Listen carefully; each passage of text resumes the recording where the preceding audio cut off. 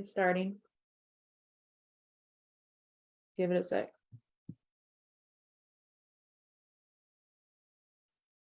Still loading. Okay.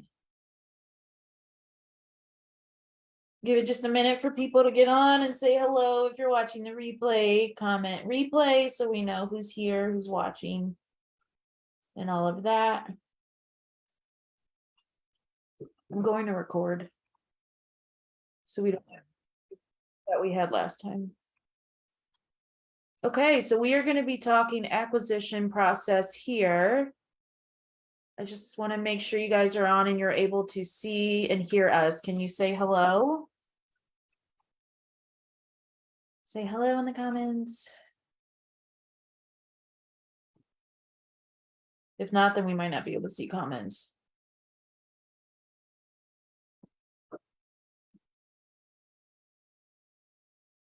Okay, yeah, there we go. Hey, thank you. Okay, Laura, let's get going then.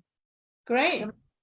Okay, so today or this week, actually, the topic has been around acquisitions, right? And so you should have, there was a post a few days ago on Tuesday about downloading a PDF. So if you have not had a chance to download the PDF, you look back on Tuesday for that PDF. And so it's really good information, and we're going to cover that today because this is where basically the rubber meets the road, right? And one of the problems that people have is not as much as finding the leads, but then what do you do with the leads? How do you really convert these leads into deals? That's the bottom line.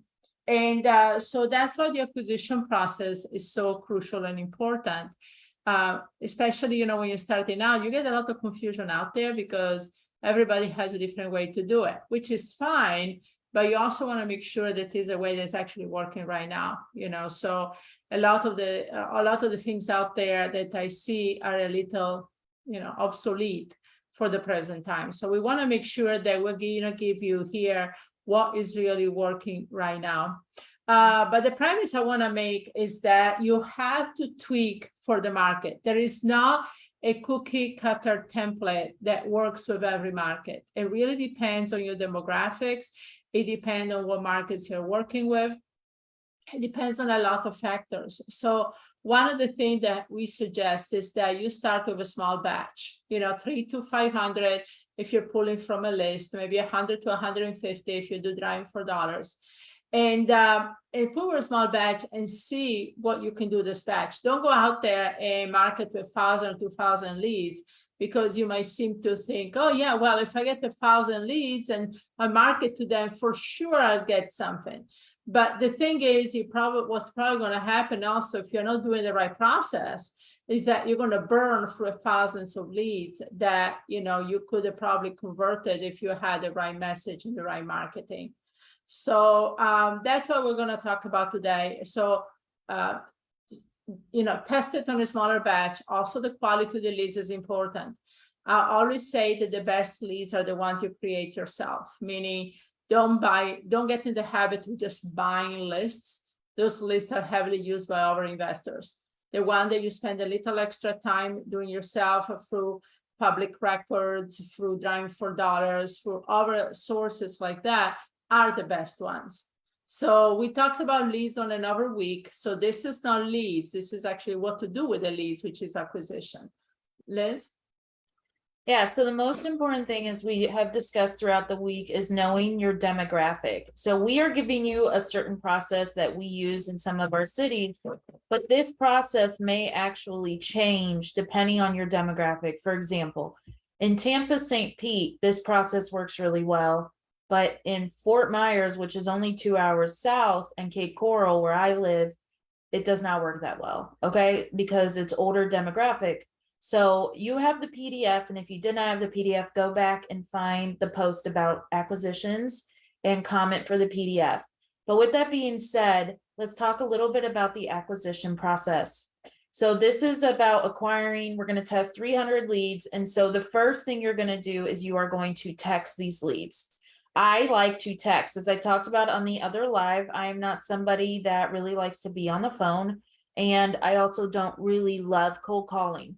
So for me, texting is how I start. Now, this is becoming almost obsolete. You have probably, I want to say, a year where this will work as your first point of contact, and then you're going to have to reinvent yourself. And don't worry, we'll keep you updated with what works as it changes. But with that being said, week one, you text leads, and then you wait a few days and update the spreadsheet. 90% of your texts are going to come back within the first hour or two, just because people, it's a lot easier than answering the phone. And so you'll have most of your responses then. Then you update your spreadsheet, and then you start calling a few days later. So if you start on a Monday, then on a Tuesday, you start calling. Week 2 and 3, you will continue to text and call the no responses, skip trace wrong numbers, and call again. You want to keep this going. You want to call, text, call, text, call, text. Then week 4 is if you have a budget to do postcards, direct mailings, written letters, what have you, update the return addresses and measure callbacks, and then repeat this process. You really want to exhaust this list, and then you can move into another list. And that is what we do as far as acquiring that. We're not able to provide scripts. I saw someone commenting the other day, that is for our students. I apologize. It's what's fair to them. But that is our acquiring process on how we acquire a test batch and acquire leads. And that is, I mean, that's gold right there alone to know what to do. Now, again, you are going to have to change things around depending on your demographic. You might have to remove texting altogether. You may text and calling actually doesn't work. So it's really important that you measure your responses and what is getting the best amount of responses and lead sources as well. Same with lists. If you're testing a list that isn't working and you're not getting at least 1 or 2 deals, stop testing the same list and buying the same thing over and over and over again. That's the whole point of testing a smaller batch. Now, once you have it kind of fine-tuned and you know exactly what works and what kind of texting script works and what calling script works and all of that, then you can pull in a lot more leads at one time versus 300 to 500. You could pull in 1,000 to 2,000 and work on that list and be doing really well. But you really want to master that 300 lead list first and at least get 1 deal before I would say to continue on. Right. So was this good? Was this good as far as an overview of the PDF and teaching you how to acquire those leads? If you can comment into the chat, just so you know, Facebook has about a 10-second delay. So the quicker you comment, the easier it is for me to read and know that you guys are hearing us, because we kind of stalled there for a second in commenting. So I want to make sure that everything went well. So definitely comment. Good. Okay. Thank you. While we wait for that, I just want to say one thing, that basically the way you want to look at this, you don't want to leave any stone unturned, right? Yeah. So if you're driving for dollars, you spend a lot of time there in the field. And then you want to make sure you get the most for the time you spend. If you pull in a list, again, especially if you're from a public databases of some distressed owner, you want to really not leave any stone unturned. So do as much as you can to really come through it by skip tracing it, even twice if you have to, and texting and calling, and if you have a budget for direct marketing. So look at it as you want to reach, and it could be, and especially the ones that are harder to reach, the ones that you might have to skip trace 2-3 times. Then you might have to look them up online on Facebook or anything else. Are probably even the best ones, because a lot of investors are not going to go in depth into finding people, right? They kind of skim through the list, and if they don't get them, they stop. So if you take the time to really search and do, especially driving for dollars, like if you go and drive for dollars and you see these houses is really in bad shape and you have a hard time finding the owner, or even if the owner says no to you, what do you have to lose to ask him, what do you plan to do with the house then, right? Because you have a visual, that house needs a lot of work. So take time, that's why I never like the fact of going fast through the leads. And people say, oh, we call 10,000 leads a month or whatever, because I feel like you really lose a lot of things through the cracks.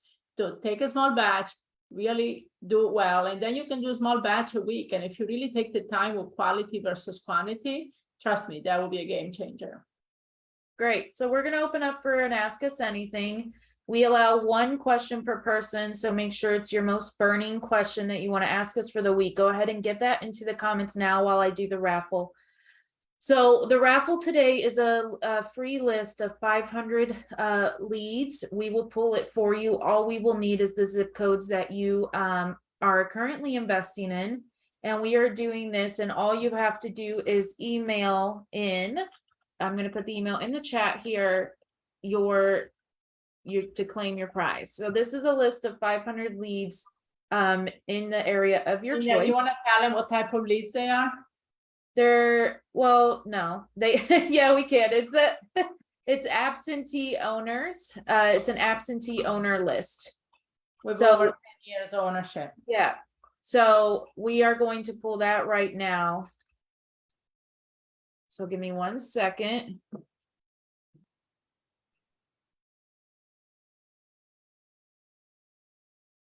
So with that being said, the winner is Liat Raz. Congratulations. You have you won the list of 500 free leads. So congrats, congrats, congrats. So now question time. I don't see any coming in, but that does not mean they're not typing away right now. I know there's a little bit of a delay, but congratulations there. So you just email in. Laura, do you want to talk about some upcoming things so that we could, all our upcoming events for September while I see if any questions come in? Okay, well, we have several, so let me pull them up here. Well, the first of all, the big one is the retreat. We have a retreat coming up here in 1 month today, actually. We were sold out. We're almost sold out again, meaning that we actually talked to the hotel about extending our room to 20 more people. And so yeah, we're getting up there. And so this was really an unprecedented thing that happened. We were all sold out over a month before the event. But we still have a few seats left. So if you're interested, and we're not doing this as a sales tactic scam or whatever. Actually, we sold out to one of the VIP tickets because that was the bus tour. That's gone. We have a waiting list on that one. And then if you are interested in the VIP, I think we just have a handful of VIP, maybe less than 10. No, we have 4. 4 VIP? Okay. Yeah, we sold 2 yesterday. We're at 4 VIP, and then the rest will just have to be general admission. Yeah, so we have 4 VIP, and those are the ones that are getting luncheon included and extra training. So we have a smaller room, so we can accommodate only so many. And then we have the general admission. That one we can accommodate probably another 10 to 15 on that. So with that said, if you're interested, I think you need to go ahead. I know you need to go ahead and book because it might not be available after the weekend. The other thing, and this is events that we do, we're not going to do another one until next year. Okay. So this is not something that we do all the time. There's a lot of work on our part, and we have me, Liz, and we bring in different coaches, a student of ours, and also our coaches. So it's a really great event. We also have private lenders there. So there is a lot of good information and knowledge. People from all over flying in. So if you're out of town, it's still not too late to fly in and get your ticket to be able to fly in. I mean, we really have people from all over. Yeah, actually, I think we have more people coming in than from Florida. Yeah, we do. Yeah. So I don't know, do we have any rooms left at the hotel at the group rate? I don't know anymore. If it will show once you book your ticket. We can try and get a few more opened up, but I know for a fact that they are not allowing us to book under the group rate after this weekend. Our rate is good until I think it's the 5th, which is Monday, and then we're no longer able to book under the group rate, which saves you like $60 a night per room. Right, but in the area there are hotels, Airbnbs, and things like that. It's by Fort Lauderdale Airport, so there is a shuttle that goes from the airport to the hotel. So that's one, like I said, it's coming up in a month. So make sure that Liz, I'm sure, posted the link. So make sure you look for that. We also have a luncheon. So for anybody that is in the South Florida area, this is the first one that we have been doing since before COVID. Okay. And so we have a lunch, you get together, networking, kind of see each other face to face. And that will be in Fort Lauderdale on Saturday, the 10th. Liz, I don't have the list here in front of me. Yeah, okay, on the 10th. And so that's something we used to do all the time. Now, this one is very important because honestly, guys, if we don't have enough people that come to this luncheon, we're not going to repeat it again, not in Fort Lauderdale. So, you know, show the support, come over, come see us if you want to meet us in person, because this is kind of a trial. And we have some other locations where we have an overwhelming response. So we are going back into some of our older location, but if we don't get the same response, then we're going to discontinue. So if you say, okay, well, I'm going to wait and see if I can make it. Well, you know, you do have a cancellation. You could cancel up to, I think, 48 hours before, if you're not sure 100%. But like I said, you know, support us here. Otherwise, we're not going to be doing it again. Okay. Rachel, we're coming to New York City in November. So if you want to drive out to New York City, for those of you in the New York tri-state area, we are coming to New York City in November. I think it's the 12th. It's that Saturday. So if you are in that area, go ahead and book that now. If you are in South Florida, we will be there on the 10th. If you are in Orlando, we will be there in December. Those are right now our dates for the rest of the year as far as out of normal stuff. I will once we have it posted. We don't have it posted yet, Rachel. By the way, those are nothing to do with the retreat, okay? They're not a training events. The retreat is where you really get your training. You get a lot of information. There's like 2-day full events, 12 hours a day. We go through a lot of everything. We're going to wholesaling, fix and flip, buy and hold, raising money. We go into implementations. We have private lenders, so that these smaller events that we do in the city, it's really informal. Couple hours, get to know you, give you some good information. And then so you can see us face to face, since you've been following us for a while. But it's nothing to do with the retreat. So I don't want you to say, oh, well, let me go to that one instead of the retreat. So they're not the same thing. Yeah. And we have people coming to everything. They come to the luncheon, they come to the retreat, they come to the webinars. So that's great. Well, one last thing, and then we have to get to these questions before it lose it in the comments. We do have we have one more event that I think you guys would like, is our virtual REI workshop. This is a 2-hour event on the 7th that you can sign up for here. So I'm going to put that in the comments as well. We're going to cover how to invest in real estate virtually, no matter which strategy you're using. Yeah. All right. Last but not least, if you guys said, I cannot make it to the retreat, I cannot make it to the luncheon, it's not nearby, and you know, you cannot make it to the webinar, so then we are reachable, meaning you can schedule a call with us and see how we can really help you to expedite the call. You know, I like one of the calls today was called, you know, I know they call these strategy calls, but a good name for this would be momentum call, right? How can we get you to really jump on board and start closing deals in the next 4 weeks? And that's true. People ask me, is it really possible to close a deal in 4 weeks? Yes. I don't know about you, but holidays are coming up, and you know, we're all looking forward to having a great holiday season. You know, you want to have the money to really enjoy it. And this is a great time to jump into real estate, because there's so many opportunities that are going to come up your way. You're a real estate investor, which works a little different than a real estate agent. Investors are looking for opportunities. When the market changes and things change in the market, there are opportunities that come about, right? If we have a surge in foreclosure, if we have a surge in interest rates, if we have all these things happening, that's actually a good thing as an investor, not a bad thing. You know, it's a bad thing if you're dealing as an agent with owner occupants, but you're not dealing with that. So keep that in mind. So if you do want to learn more how we can help you, and you want to share with us what your goals are and roadblocks and what you need, please go ahead and schedule a call, and we would love to talk to you. Okay, so now what I'm going to do is go ahead and read the questions here. So give me 1 second to get them pulled up. I got to scroll to the top. Let's see.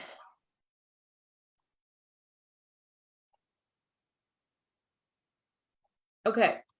What company do you suggest for texting? We just use Text Now. Our VA uses it. It's free, but it sends one at a time. We do not do bulk, and you know why we're not able to do bulk. But we use Text Now. We like it. We don't have issues with it. Yeah, we've been using it for about a year now. Rachel, what has been your experience? What has your experience been with testing leads and getting negative feedback with the different scams that are out there? I am concerned most will be ignored because they fear my texts are scam, or that they will be offended that I got their number without consent. And so I mean, one of the reasons that that bulk text don't work right now is because of that, right? So, and as long that you keep the personal, like you use the name of the person you're talking to, and then your name, not your company. You don't want to do business to consumer. You want to do consumer to consumer. You want to do person to person. So that's the thing that is really important on how you structure the text message. The way you word the text message is key in doing this. And so it needs to look like it's personalized to them. So that's why we experiment with different scripts on text. And that also goes to the demographics. So our students are very good at sharing what is working with them. And, because you want to have at least 20 to 30% response for your text. If you're not hitting that, then you're doing something wrong. Okay, great. Hold on one second.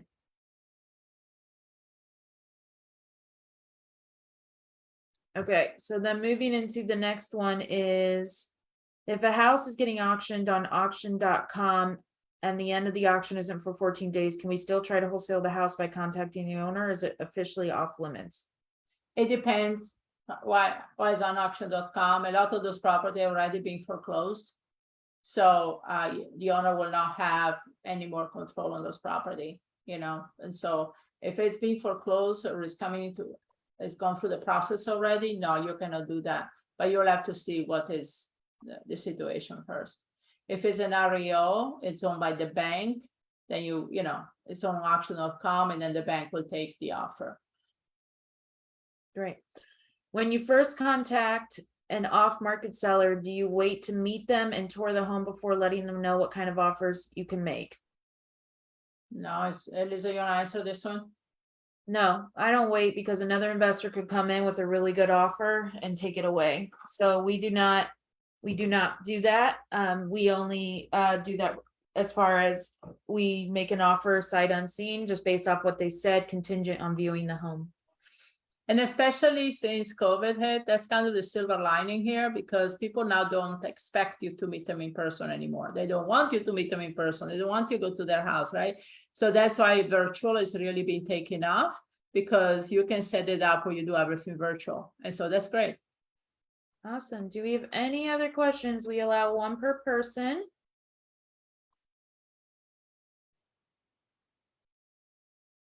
We're going to close out here if not.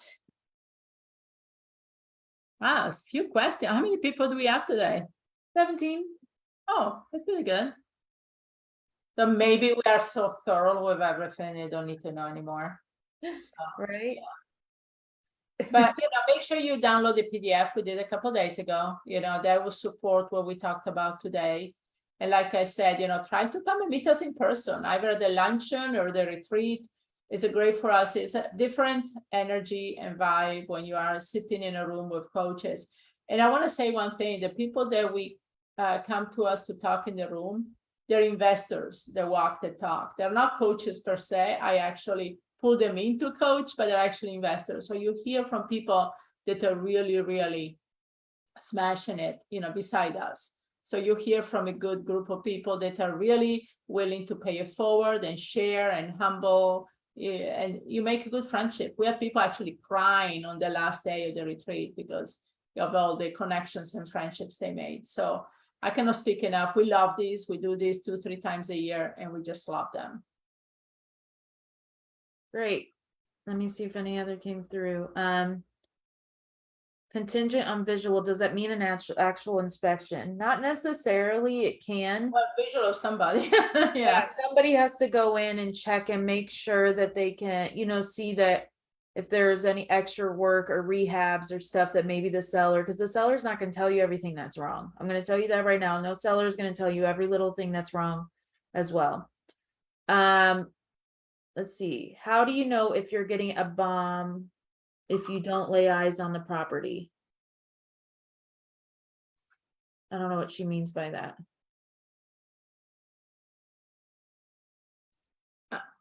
I mean, it depends if you're wholesaling, buying, hold, and fix and flip, right?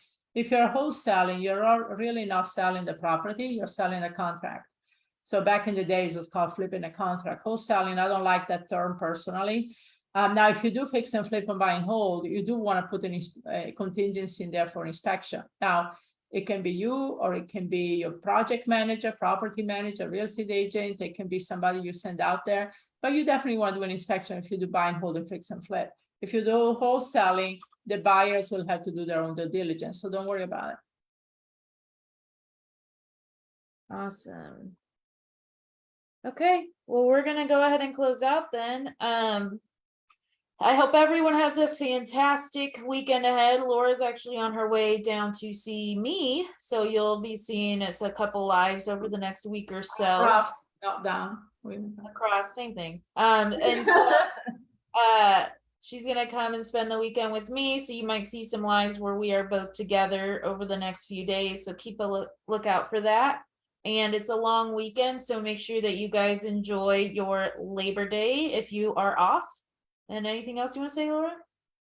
No, that's it. And yeah, just make sure, Lisa, I'm sure you posted the links for all the great, all of them. great events. And like I said, you know, and if you cannot make it, please reach out to us. Let's see how we can help you out. Perfect. All right, everybody, have a wonderful, wonderful weekend. Yeah, have fun and let's get this going, okay? All right, bye.